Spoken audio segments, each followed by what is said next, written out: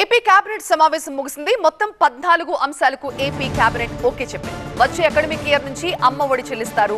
రైతులకు కేంద్రం ఇస్తున్న 10,000తో పాటుగా ఏపీ ప్రభుత్వం మరో 10,000 ఇవ్వాలని నిర్ణయం తీసుకుంది. మత్స్యకారులకి ఫిషింగ్ హాలిడే సమయంలో 20,000 ఇవ్వాలని ఏపీ కేబినెట్ నిర్ణయించింది. ఇక మోదీ పర్యటనపై కూడా కేబినెట్ సబ్ కమిటీ చర్చించింది. ఈ నెల 8న విశాఖలో పర్యటించబోతున్నారు ప్రధాని మోదీ. గ్రీన్ హైడ్రోజన్ హబ్ కి శంకుస్థాపన చేయబోతున్నారు ప్రధాని. ముఖ్యమంత్రి అధ్యక్షతన జరిగిన ఏపీ కేబినెట్ సమావేశంలో 14 కీలక అంశాలకి ఆమోదం లభించింది. తిరుపతి ఈఎస్ఐ ఆసుపత్రి పడకలను 100కు పెంచాలని కేబినెట్ నిర్ణయించింది. 14 ఎజెండా అంశాలపై ఏపీ కేబినెట్ సమావేశం కాగా సుదీర్ఘంగా చర్చల అనంతరం వీటికి మంత్రివర్గం ఆమోదం తెలిపింది. ఏపీ రాజధాని అమరావతిలో 2,733 కోట్ల పనులకు కేబినెట్ ఆమోదం తెలిపింది.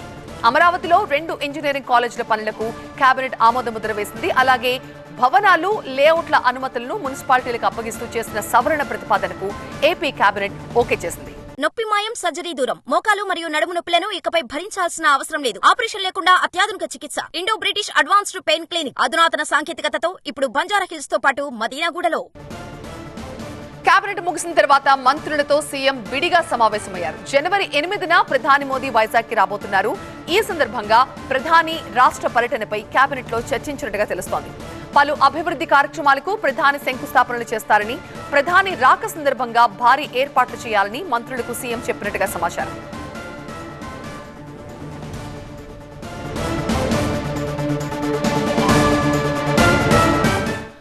మా అసోసియేట్ ఎడిటర్ ఈశ్వర్ మనకి లైవ్ లో జాయిన్ అవుతున్నారు. ఈశ్వర్, ఏపీ కేబినెట్ లో తీసుకున్న కీలక నిర్ణయాలు, అలాగే కేబినెట్ తర్వాత మంత్రులతో సీఎం ప్రత్యేకంగా భేటీ కాబోతున్నారు. సో దీని ఎజెండా ఎలా ఉండబోతోంది? ప్రత్యేకంగా భేటీ అయ్యారు. సాధారణంగా క్యాబినెట్లోనే పొలిటికల్ అజెండా ఉంటుంది. మొదట అడ్మినిస్ట్రేషన్ ఎగ్జిక్యూటివ్ పార్ట్ అయిపోయిన తర్వాత పొలిటికల్ అజెండా ఉంటుంది. ఆ పొలిటికల్ అజెండాలో చాలా కీలకమైన అంశాలని ఈరోజు క్యాబినెట్లో చర్చించారు. ప్రధానంగా కొత్త సంవత్సరంలో మరిన్ని సంక్షేమ అభివృద్ధి పథకాలని ముందుకు తీసుకెళ్లాల్సిన అవసరం ఉంది. ప్రజల ఎక్స్పెక్టేషన్స్ చాలా హెవీగా ఉన్నాయి కాబట్టి మొదటి 6 నెలలు మనకి హాలిడే పీరియడ్ లాగా, ఒక హనీమూన్ పీరియడ్ లాగా ఉంటుంది. దాన్ని అయినప్పటికీ కూడా అక్కడ కూడా మనం ఎఫెక్టివ్గా పని చేయగలిగాం. ఇక పైన మరిన్ని ఎక్కువ ఎక్స్పెక్టేషన్స్ ఉంటాయి కాబట్టి వాటిని రీచ్ అయ్యే విధంగా మంత్రులు ఎఫెక్టివ్గా పనిచేయాలి. అదే సమయంలో ఎన్నికల సమయంలో ఇచ్చిన హామీలని మనం నెరవేర్చేందుకు ఈ సంవత్సరం సిద్ధంగా ఉండాలి అన్నట్టుగా ముఖ్యమంత్రి వాళ్ళతో చర్చించారు. అదే సందర్భంలో తల్లికి వందనం, గతంలో అమ్మ ఒడి పేరుతో తీసుకొచ్చిన స్కీమ్ని ఈ సంవత్సరం ఇంప్లిమెంట్ చేయలేకపోయారు. వచ్చే అకాడమిక్ ఇయర్ నుంచి దాన్ని ఇవ్వాలని ముఖ్యమంత్రి ఇచ్చేదానికి అన్ని అంశాలని పరిశీలిస్తున్నట్టుగా కేబినెట్ దృష్టికి తీసుకొచ్చారు. ఖచ్చితంగా ఇవ్వబోతున్నట్టు కూడా ఆయన చెప్పారు.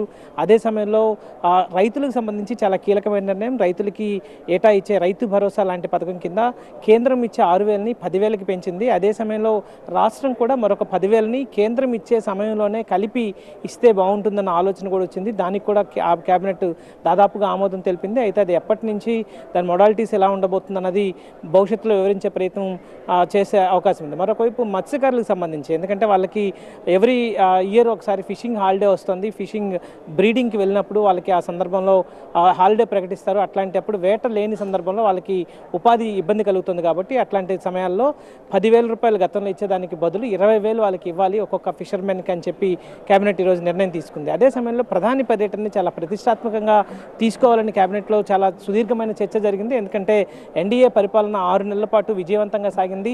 సో ఇట్లాంటి సందర్భంలో ప్రధాని రాష్ట్రానికి వస్తున్నారు కాబట్టి దాన్ని బలంగా ప్రజల్లోకి తీసుకెళ్ళాలి. ఇదే సమయంలో ఆంధ్రప్రదేశ్లో కూడా అనేక కొత్త పాలసీలు తీసుకొచ్చాం, అభివృద్ధి కార్యక్రమాలు చాలా ప్రారంభించాం, సంక్షేమ పథకాలు కూడా మళ్ళీ తిరిగి ప్రారంభించబోతున్నాం. కాబట్టి పూర్తి స్థాయిలో వీటన్నిటిని ప్రజల్లోకి, ప్రధాని వేదికగా ప్రజల్లోకి మరొకసారి తీసుకెళ్లేందుకు అవకాశం కలుగుతుంది. కాబట్టి అదే సమయంలో రాష్ట్రానికి ఎన్డీఏకి సంబంధించి కీలక నేతగా ఆయన రాష్ట్రానికి వస్తున్నారు కాబట్టి ఆ సమయంలో రోడ్ షో ఒకటి ఏర్పాటు చేయాలి, దాన్ని విజయవంతంగా నిర్వహించాలి.